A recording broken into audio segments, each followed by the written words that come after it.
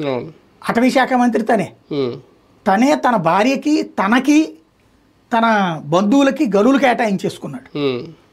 మళ్ళీ దానికి పర్యావరణ క్లియరెన్స్ తనే ఇచ్చేసుకున్నాడు. అటవీ క్లియరెన్స్ తనే ఇచ్చేసుకున్నాడు. డబ్బులు వచ్చేసినాయి లీజులకి ఇచ్చుకుని. వీళ్ళు ఏం లేదు, గనులేమి వీళ్ళు వెళ్ళేది అవరవు, ఎవరికో లీజుకి ఇచ్చేస్తారు ఇలా పేరుతో పెట్టేసుకుని. వాళ్ళు లీజు తీసుకుని డబ్బులు వీళ్ళకి ఇచ్చేస్తుంటాడు, 20% 30% మాట. ఆ విధంగా ఒక బల్క్ అమౌంట్ ఫిక్స్ చేసుకున్నాడని అరెస్ట్ అయింది. కానీ అవినీతిని అక్కడ ప్రజలు సీరియస్గా తీసుకోరనడానికి సాక్ష్యమే ఈ సోరెన్.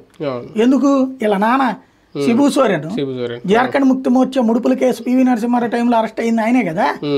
మరి అయినా కూడా ఆ జేఎంఎంనే మళ్ళీ మొన్న అధికారంలోకి తీసుకొచ్చారు కదా. అంటే ఆ ప్రాంతానికి సంబంధించి పట్టున్నటువంటి చోట వీళ్ళ అవినీతిని లైట్ తీసుకుంటారు వాళ్ళు.